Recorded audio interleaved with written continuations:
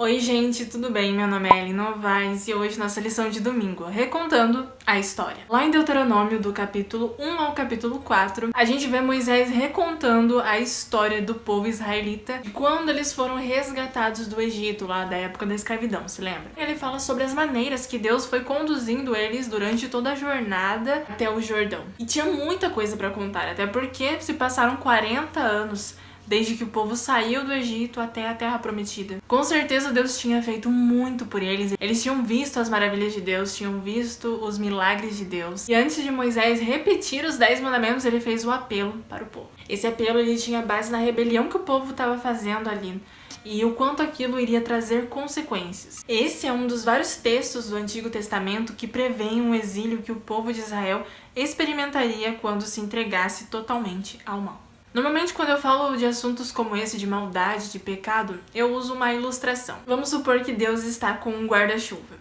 e está chovendo muito. A chuva é a maldade e o guarda-chuva, obviamente, é a proteção contra a chuva da maldade. Se estivermos perto de Deus, então estaremos seguros debaixo do guarda-chuva. Mas se não estivermos perto de Deus, então estaremos longe do guarda-chuva e com a chuva de maldade, com a chuva de pecado caindo sobre nós. Isso significa que perto de Deus a gente está seguro. E Deus é um abrigo seguro. Quando não estamos perto dele, então a gente fica perto do mal. Porque a maldade, ela é a ausência de Deus. Uma coisa interessante é que o exílio seria o último recurso de Deus para trazer o seu povo de volta a ele. Era o último recurso, mas sabe o que isso nos faz lembrar? Que existe propósito até mesmo em meio ao sofrimento, até mesmo em meio a situações complicadas, situações difíceis. Porque o propósito de Deus era e ainda é que o povo permanecesse perto de Deus.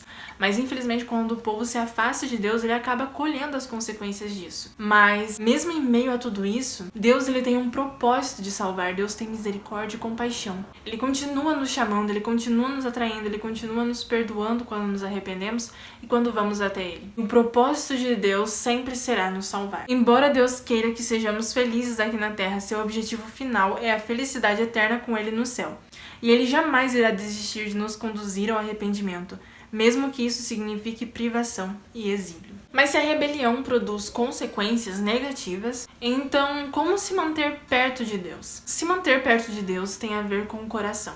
Todas as vezes que entregamos o nosso coração ao Senhor, todas as vezes que adoramos a Ele verdadeiramente, que Ele está no trono do nosso coração, que obedecemos a Ele, que tememos a Ele, quando somos fiéis, quando o respeitamos e o admiramos, então o nosso coração é entregue ao Senhor e nós estaremos perto dele. Moisés lembra aos israelitas que eles precisam examinar a si mesmos e vigiar constantemente para terem certeza de não esquecer o que viram. Ai, Ellen, mas como saber se eu tô longe de Deus? Como saber se eu tô afastada do Senhor? Só quem conhece teu coração. Deus em primeiro lugar e em segundo lugar vai ser você. Então mesmo que outras pessoas possam olhar pra você e enxergar alguma coisa, só quem sabe do teu coração é você mesmo. E por isso a gente precisa aprender a se autoanalisar. A gente precisa entender o que se passa no nosso coração. Não é uma tarefa fácil, a gente realmente precisa aprender a entender o que realmente está ocupando o trono do nosso coração, o que a gente tem feito, que muitas vezes vai contra o Senhor, que é uma rebelião. Examinar a si mesmo também tem a ver com o que a gente tem posto em prática,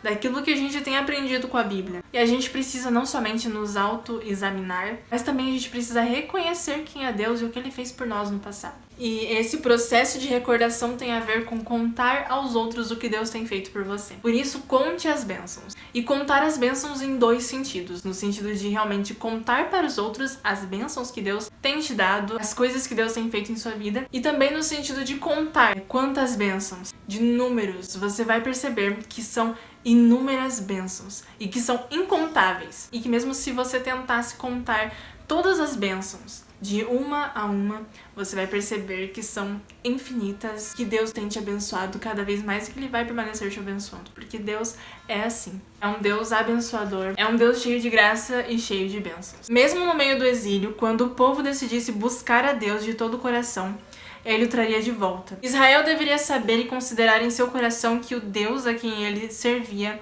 é o único Deus. Quando o ouvimos, quando o obedecemos, então a gente está em terreno seguro.